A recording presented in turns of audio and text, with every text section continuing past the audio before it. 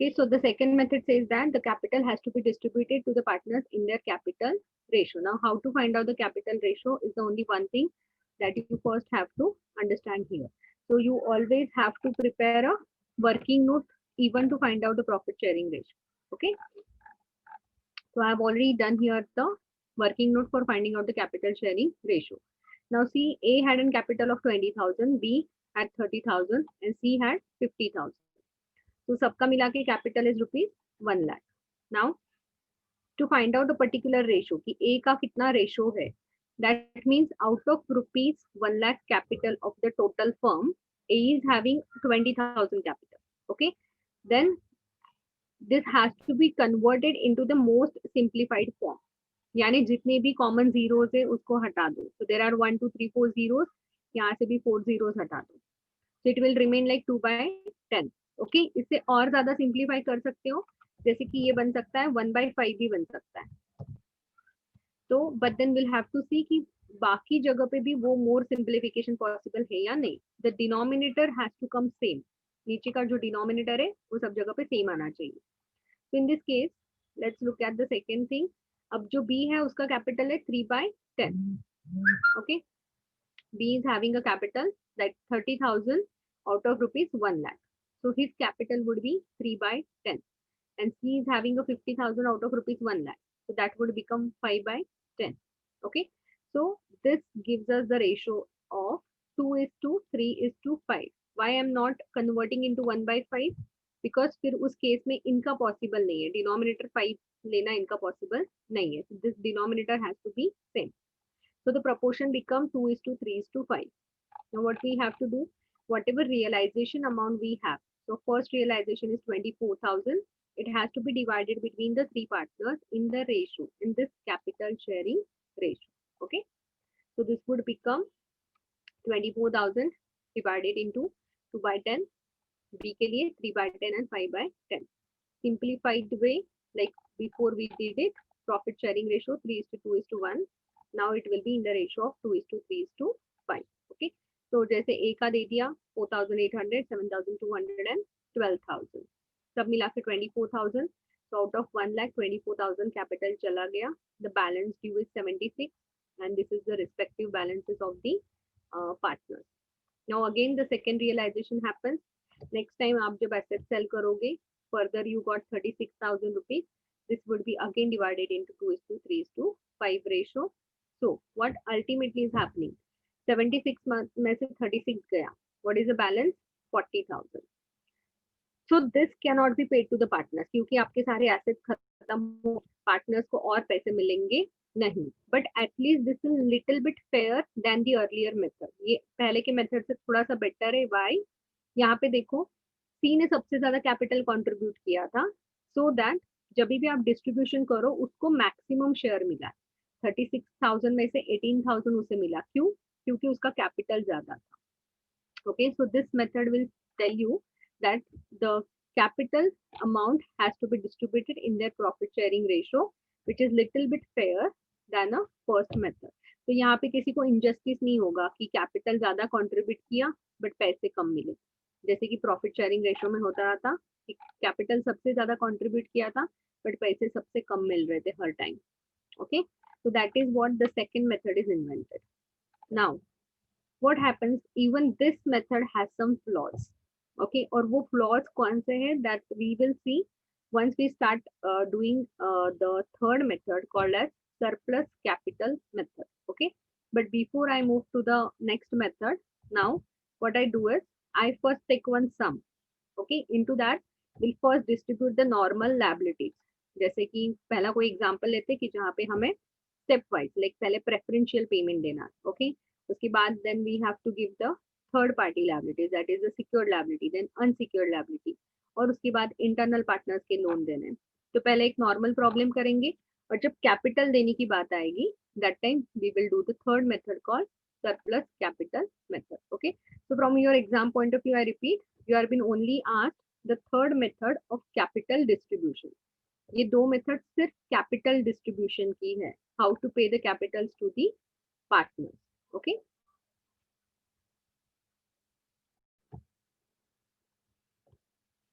Okay, Okay, so look at this example number 1, page number 2.8 of Nirali publication book. Okay, so there are 3 partners, ABC sharing profit and losses in the proportion of 1/2, 1/3, 1/6. तो अगर हम profit sharing ratio देखेंगे तो दिखेगा कि किसी का भी डिनोमिनेटर सेम नहीं है, इसी का 1/2, इसका 1/3, इसका 1/6. तो हमें क्या करना होगा, डिनोमिनेटर हमें सेम करके लेना पड़ेगा. I mean that is only for the ease of purpose. ठीक है, अगर आप डिनोमिनेटर सेम नहीं करते हो, आप जो रेशो दिया है उससे भी करोगे तो भी you will be able to get the same answer. ठीक है, but it is easy when a denominator is same, आपका कैलकुलेशन थोड़ा सा इजी बन जाता है. So their balance sheet as on 31st March 2019 is as follows. अब 3 partners हैं, इनकी बैलेंस शीट दी है as on 31st March 2019. करना क्या है हमें, सबसे पहले देखो क्वेश्चन क्या है. So show the distribution of cash as per the excess capital method. Now this excess capital method is nothing but the surplus capital method. So third method है कि कैपिटल को डिस्ट्रीब्यूट करने की मेथड है. Okay, so along with this question we will be learning that method. So how much capital they have? ABC have 30, 30 and 20,000 capital. What are the assets they have? 80,000. Now here, do they have any other liability that need to be paid? कोई दूसरा liability है क्या partners का? No. There is no liability. There is no third party liability assets they have. उसके बाद how they realize their assets? I mean सब club करके उन्होंने यहाँ पे दिया कि सब मिला के 80,000 के एसेट्स है, बट एक्चुअली इसमें थोड़ा कुछ फर्नीचर होगा, कुछ मशीनरी होगा, एक्सेट्रा. या देयर में भी multiple assets, 2 machineries, you know, then some set of furniture. So how they realise this? The partnership firm is dissolved and the assets are realised as follows. तो asset को कैसे धीरे धीरे बेचा गया? फर्स्ट रियलाइजेशन, पहली बार कुछ slot of assets has been sold out जब आपको मिला 11,000 rupees. Second slot of assets is been sold out जब आपको मिला 15,000 rupees. Third set of asset is sold out जब आपको मिला 24,000 रुपीज. ओके, तो ऐसे करके आपको थोड़े थोड़े एसेट्स रियलाइज होते गए. नाउ पार्टनर्स को आपको पैसे कब कब देने हैं? Will you wait for the third realisation of an asset? नहीं, थोड़े थोड़े एसेट्स बेचने तक आप राह देखोगे क्या कि पहले 11,000 आएंगे, फिर आप रखोगे पॉकेट में, फिर बाद में 15 और फिर सब फाइनली सब सेल करने के बाद पार्टनर्स को देंगे? No, you will not wait till the final realisation. जैसे जैसे पैसे आते जाएंगे हमें पार्टनर्स को तुरंत वो देते जाना है. बट अब पार्टनर्स को दे कैसे? Okay, so the first method we say कि पार्टनर्स को उनके प्रॉफिट शेयरिंग रेशो में दे सकते हैं. तो प्रॉफिट शेयरिंग रेशो कौन सा है? तो ये है 1/2, 1/3, 1/6. बट यहाँ पे प्रॉफिट शेयरिंग रेशो से डिस्ट्रीब्यूट करने नहीं कहा है. They have asked to do it with the excess capital method. ना ही उन्होंने कहा है कि कैपिटल रेशो में दो. Okay, so this method is superior than the first 2 methods. Let's see how to do it. तो पहले हम नॉर्मल ड्राफ्ट बना लेंगे. Okay, so make a draft of a question.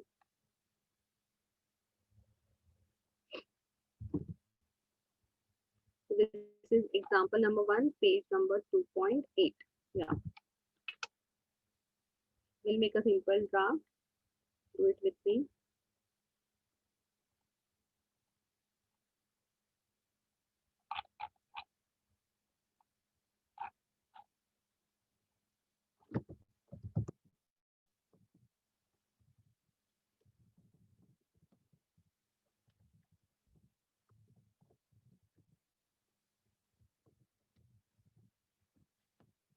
ठीक है, तो टाइटल हम देंगे distribution of cash as per दी, इसे कहते हैं excess capital method, proportionate capital method. It will be called as an surplus capital method. Okay, इसके 2-3 नाम है, विल सी इवेंचुअली क्या होएगा मेथड.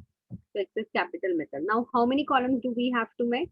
एक होता है फर्स्ट डेट कॉलम. ओके, कि कौन से डेट पे आप रियलाइज कर रहे हो, अगर डेट दिया है तो, otherwise you can call it as an. अब यहाँ पे डेट दिए हैं क्या? No dates are given here ना. यहाँ पे कौन से डेट पे सेल कर रहे हो वो कुछ नहीं दिया. Okay, so we'll make it instalment column या रियलाइजेशन कॉलम. आप इसको इंस्टॉलमेंट या रियलाइजेशन कॉलम भी कह सकते हो. अगर डेट नहीं दिया है तो you can escape this column as well. अगर डेट नहीं दी है, so you can just delete this column. Don't make this column, start with a particular column. ठीक है, second column is going to be cash column, क्योंकि यहाँ पे हमारे पास एसेट्स में और कुछ पता नहीं, हमें जितने भी पैसे मिलते जाएंगे, right, this is the realisation. So we will be recording the cash, whatever cash we will be getting. Then second comes the total column. उसके बाद तीनों partners के नाम लिखने. So how many columns you have to make? Now while doing this question you can always use, going forward ये columns बढ़ते जाएंगे. So use the connecting pages. तो join pages book के use कर लो. Okay? ठीक है? अब ये प्रॉब्लम छोटा है, so you can आराम से make like this 5 columns with a particular column. You can use that margin in the book right now.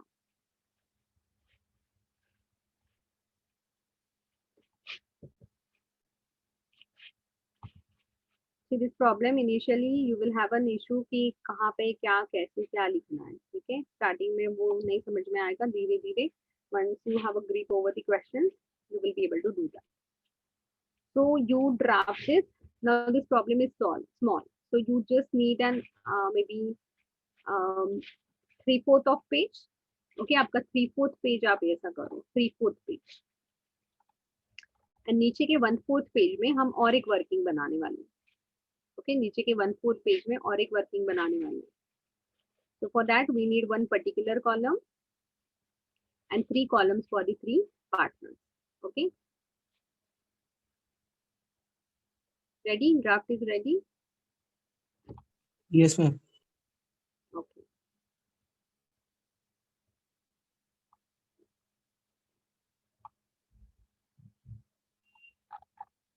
Chalo, so let's write down. Now the start will always be the balance as per the balance sheet. Balance sheet के हिसाब से आपको क्या balance दिया.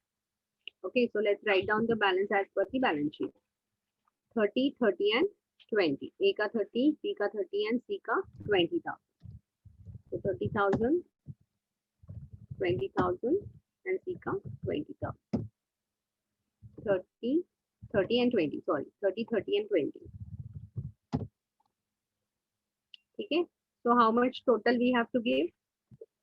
The total amount to be paid to the partners is 80,000.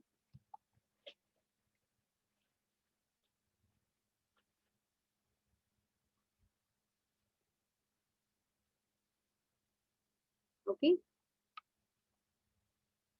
Done? Yes, ma'am. Okay. Now the first realization. So what is first realization? How much amount we received from selling the assets for the first time is 11,000. यहाँ पे दूसरी कोई liability नहीं है जो हमको pay करनी है, तो हमने कोई और एक liability का column नहीं बनाया. If we had another liability, हमने उस liability का column यहाँ पे separately बनाया होता. We don't have. We directly have the first gross realization. So write down.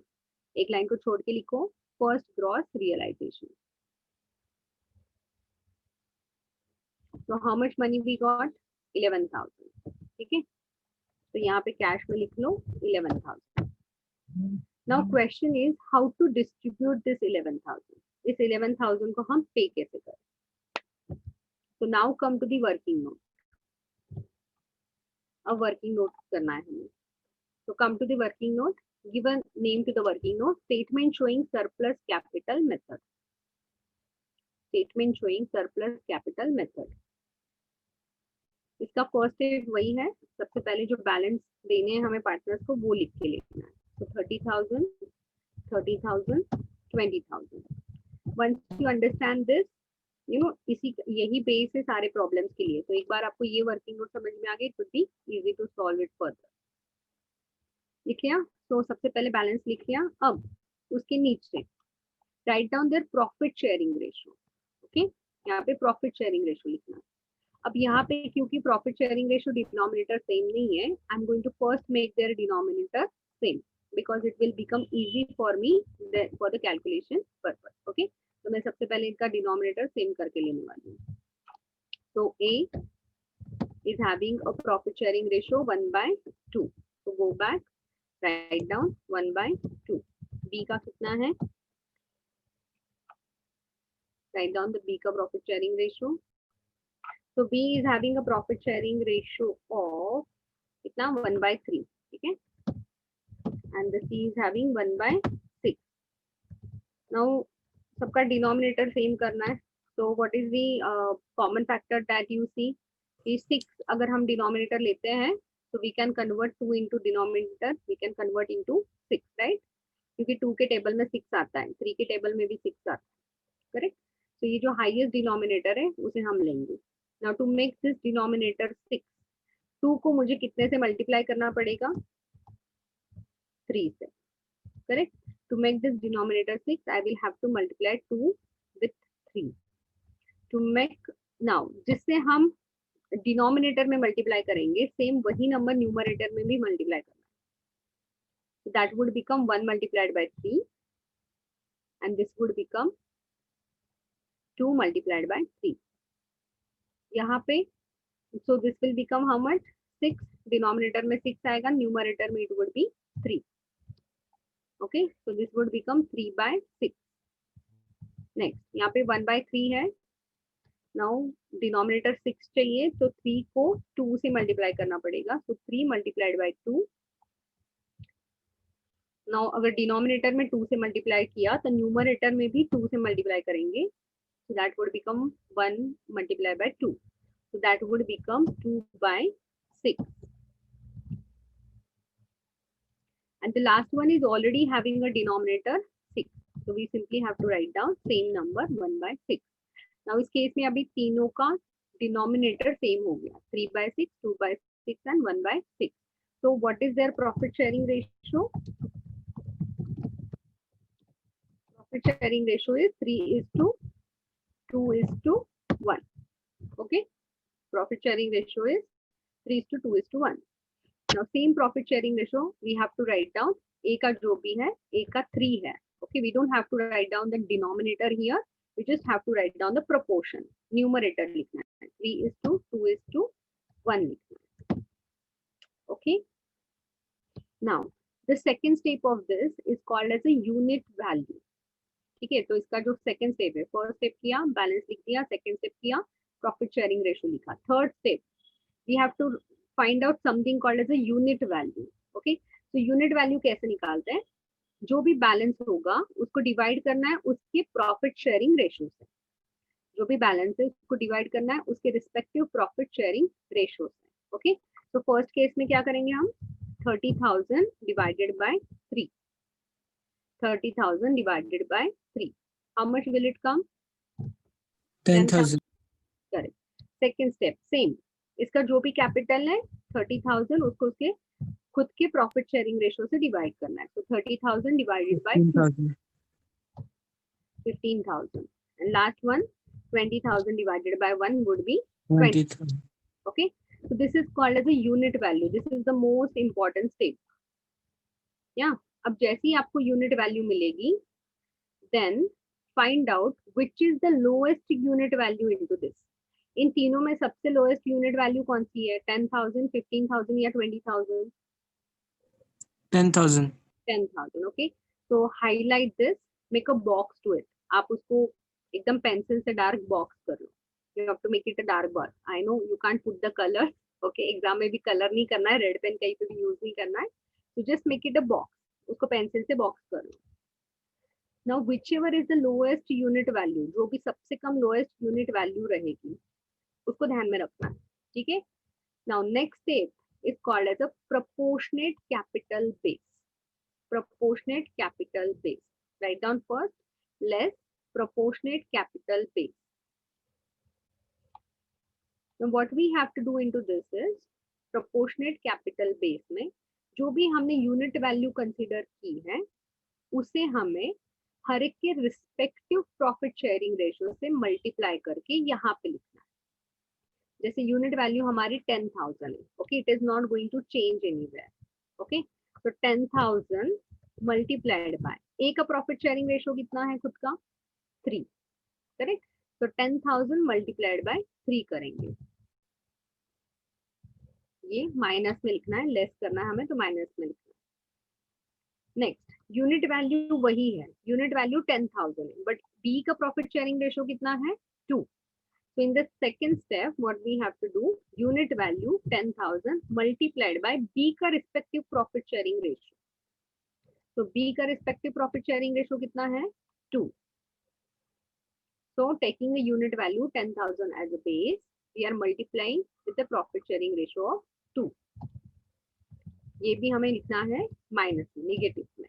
Okay, And the third stage, again, taking a 10,000 as a base, C का profit sharing ratio है 1, so 1 से multiply किया, so we'll having a 10,000. Now what does this step means? ठीक है, इस step का meaning क्या है? Done? लिख के हो गया? So the meaning of this step is, अगर हम सबसे लोएस्ट यूनिट वैल्यू को बेस मानते हैं, यानी ये पकड़ के चलते हैं कि ए जो है इसका कैपिटल जो है ये बेस कैपिटल है, तो ए ने अगर 10,000 रुपीज लाया है 3 शेयर के लिए, 3 प्रॉफिट शेयरिंग रेशो के लिए, तो उसका एक यूनिट वैल्यू अगर 10,000 है, तो उसको 3 यूनिट वैल्यू देने के लिए उसने टोटल कितना कैपिटल लाना चाहिए था? 30,000. अगर यूनिट वैल्यू, एक यूनिट की वैल्यू, ओके, अगर 10,000 है, मान लो आपके पास एक पूरा पीस ऑफ पिज्जा है और उसमें से एक पिज्जा का स्लाइस है जिसकी वैल्यू 10,000 है, तो बी को अगर 2 स्लाइस चाहिए तो उसको कितनी अमाउंट पे करनी पड़ेगी? 20,000 अमाउंट पे करनी पड़ेगी, क्योंकि एक पीस की वैल्यू कितनी है? 10,000. ओके, एंड सी के लिए भी सेम, सी को सिर्फ एक ही पिज्जा का स्लाइस चाहिए, तो उसको कितना वैल्यू पे करना पड़ेगा? 10,000. ठीक है, clear up to this? Yeah, this is Yes, called as ma'am. proportionate capital base. Taking the lowest unit value, what should have been their capital? तो एक्चुअली स्पीकिंग ए ने 3 पीसेस लेने के लिए 30,000 पे करना चाहिए था कैपिटल, बी ने 2 पीसेस लेने के लिए 20,000 कैपिटल लेना चाहिए था, और सी ने 1 पीस लेने के लिए 10,000 कैपिटल लेना चाहिए. Okay, this is what they should have contributed. But actual में अगर देखें तो 10 ए ने 30,000 कैपिटल देना चाहिए था, एक्चुअल में कितना दिया है इन्हें? he has given 30,000 only, correct? तो उसने कुछ सरप्लस कैपिटल दिया है क्या? जीरो.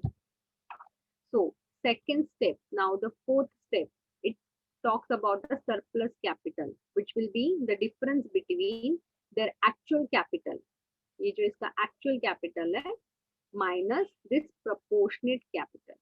कितना कैपिटल होना चाहिए था और कितना एक्चुअल में कैपिटल है. So actual capital minus the what should have been the expected capital. So 30,000 minus 30,000, zero. इसने कोई भी एक्स्ट्रा कैपिटल दिया नहीं.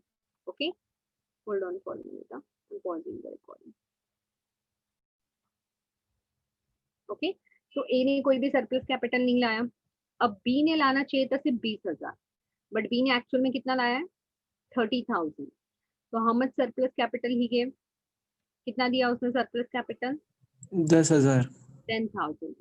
Right? How much? Like 30 minus 20. 30,000. This 30,000 minus 20,000. 10,000 B ने एक्स्ट्रा कैपिटल दिया, एंड C ने भी सिर्फ 10,000 देना चाहिए था, but he has actually given 20,000. So how much he has given extra? 10,000. Okay, and that's what this method is called as a surplus capital method. कौन से पार्टनर ने in proportion to their profit sharing ratio has actually contributed more than their profit sharing ratio. Expected से ज्यादा capital दिया, इसलिए this method is called as a surplus capital method. अब यहाँ पे प्रॉब्लम, यहाँ पे सॉल्यूशन नहीं मिलता है हमें. क्यों? बिकॉज इन दोनों ने भी सरप्लस कैपिटल दिया है, दोनों ने भी सरप्लस कैपिटल दिया. अब कंपटीशन इन दोनों में है. अब इन दोनों में हमें वापस पता करना है कि किसने सबसे ज्यादा सुप्रीम सरप्लस कैपिटल दिया.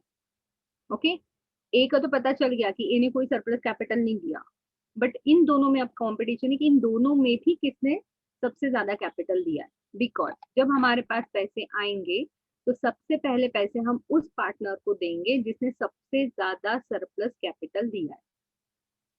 ठीक है, तो अभी भी हमें क्लियर नहीं है कि 11,000 में से हम बी को पहले दे कि सी को पहले दे, क्योंकि दोनों ने भी सरप्लस कैपिटल दिया.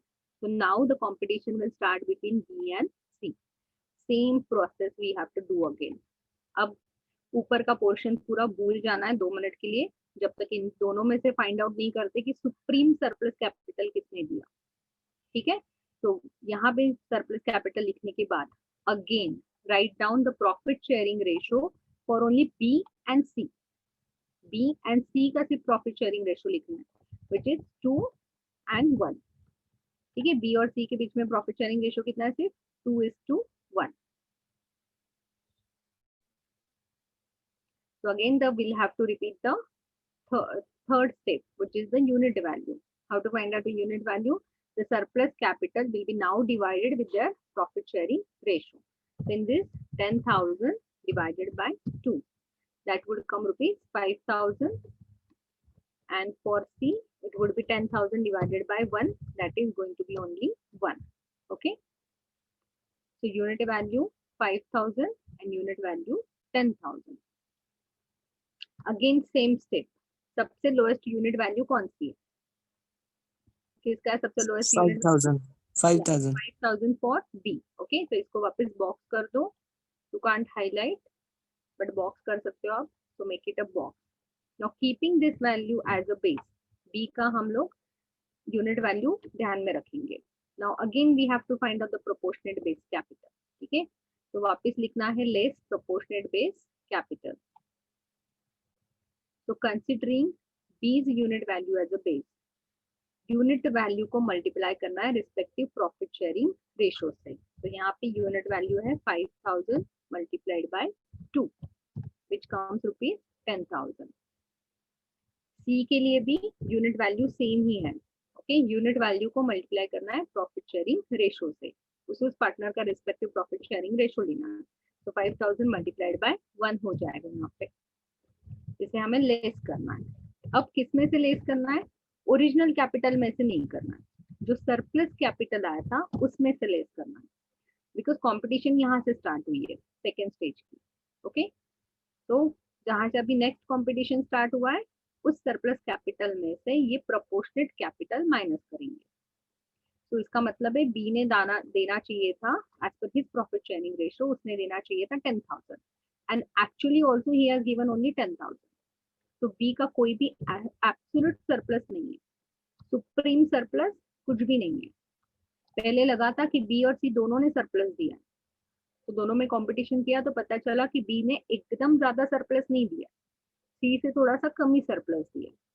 Okay, but where as C ने देना चाहिए था as per his profit sharing ratio he should have only given 5,000 but actually he has contributed 10,000. Okay, तो उसने कितना ज्यादा दिया?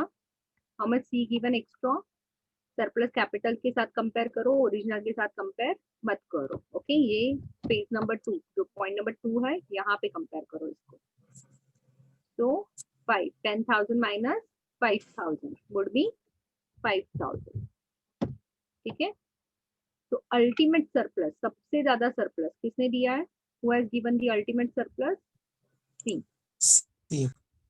तो अगर हमारे पास रियलाइजेशन करने के बाद पैसे आते हैं तो सबसे पहले हम किसे देंगे कैपिटल में? सबसे पहले सी का देंगे 5,000 रुपीज. How much? सबसे पहले हम सी के 5,000 देंगे. जब तक इन दोनों का सरप्लस पे नहीं हो जाता तब तक ए को कुछ भी नहीं मिलेगा. This is the logic behind this method. ये मेथड कहती है कि जिसने सबसे ज्यादा पैसे दिए पहले उसके पैसे देते चलो, क्योंकि उसको प्रॉफिट बहुत कम मिल रहा था बट फिर भी उसने कैपिटल सबसे ज्यादा दिया था. तो जितना उसने सरप्लस दिया है पहले उसका सरप्लस पे करते चलो. ठीक है, so coming back to the problem here, जब हमारे पास फर्स्ट ग्रॉस रियलाइजेशन में 11,000 रुपीज आए तो सबसे पहले अब हम किसे देंगे? To whom we will give the first? C. वो भी कितना देंगे? सी को पूरा 5,000, पूरा का पूरा देंगे उसका 5,000 rupees. Okay, so let's do this. First gross realisation, let's pay to C his ultimate surplus. Ultimate मतलब सबसे ज्यादा, ultimate surplus which will be 5,000. ठीक है, तो इसको 5,000 पे करते ही टोटल कॉलम में लिख दो 5,000. Again we have to find out the balance due. तो अब बैलेंस ड्यू निकालेंगे तो कैश में इससे भी माइनस कर दो 5,000, लेस इसमें भी लेस करना है 5,000, नेगेटिव नंबर है ये. Then find out the balance. अब कैश कितना था हमारे पास? 11, उसमें से माइनस हुआ 5, कैश बच गई 6,000. टोटल हमें देने हैं 80,000, उसमें से हमने दिया अब तक 5,000, तो अभी भी कैपिटल देना बाकी है 75,000. ए को हमने कुछ भी पे नहीं किया, तो ए का जितना बैलेंस था 30 वैसा का वैसा ही दिखेगा, बी का भी 30 दिखेगा। How much C will be having now? 20,000 minus 5,000। सी का अभी सिर्फ 15,000 रुपीज देना बाकी। ओके, ये हो गई first step. Now do we still have some cash? अभी भी हमारे पॉकेट में कुछ कैश बची है, 6,000 की कैश बची है। अब किसे देंगे कैश? सी का तो अल्टीमेट सरप्लस हमने पे कर दिया। Okay, now to whom we should give this cash? किसे देनी चाहिए कैश हमें? B. बी को कितनी देनी चाहिए? बी के पूरे 10,000 दे दे, 5,000 दे दे, कितना दे दे?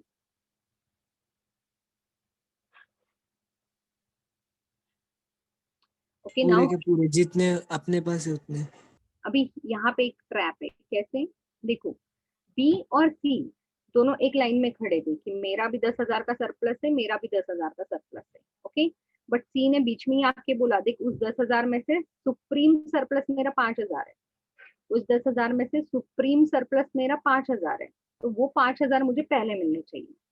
अब सी के भी अभी भी 5,000 सरप्लस देना बाकी है। ठीक है, टोटल उसका सरप्लस था 10,000, दोनों का सरप्लस था 10,000, मान लो इतना 10,000 था।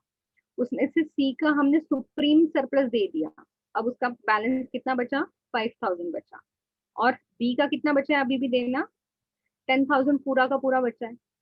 ओके, बट ये दोनों अब एक लाइन में खड़े हैं, ये दोनों अब एक लाइन में खड़े क्योंकि दोनों का भी सरप्लस है। बी ये नहीं कह सकता कि मुझे पहले पैसे दे दो, सी बोलेगा मेरा भी तो सरप्लस है, 5,000 अभी भी बाकी है। गेटिंग?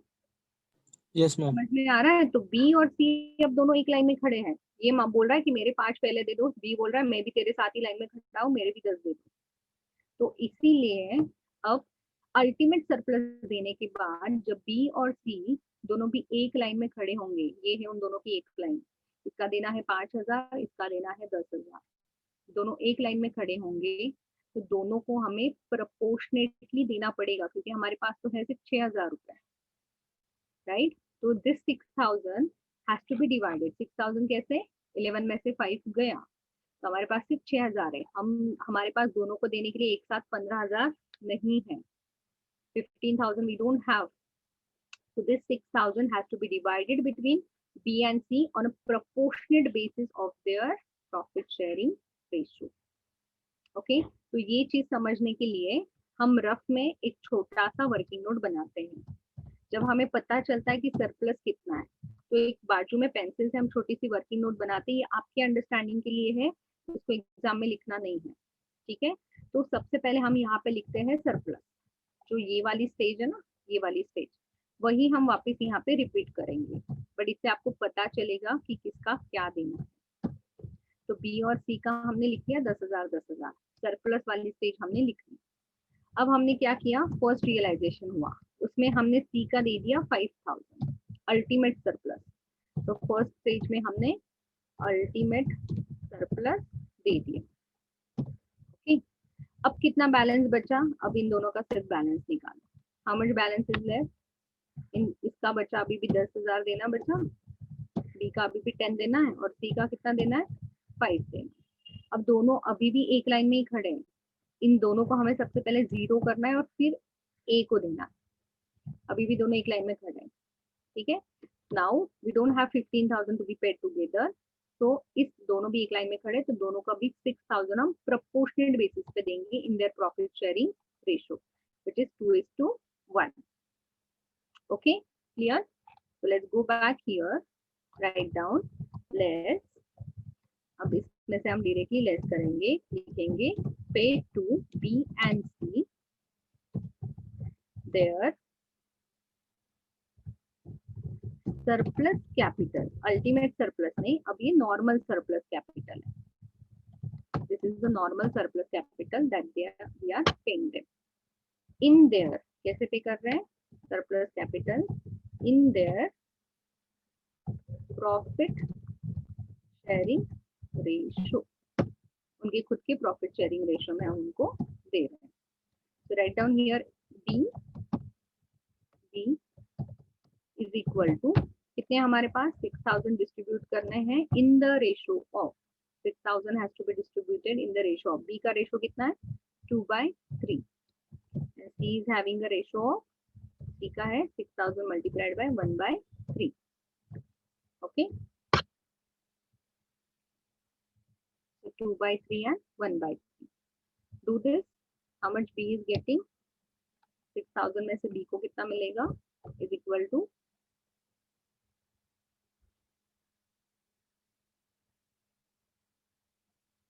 कितनी मिलना b La 4000 yes b will be getting 4000 and c will be getting 2000 then again find out the balance so यहाँ पे दोनों का मिला के गया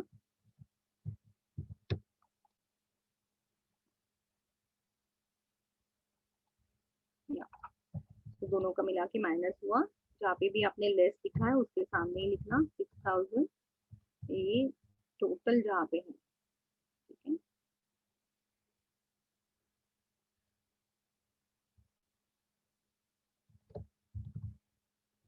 I'm just writing it here on the first line जहाँ पे भी आप लेस लिखते हो ना उसके सामने ये लिखना है ठीक है तो यहाँ से भी लेस हो जाएगा 6000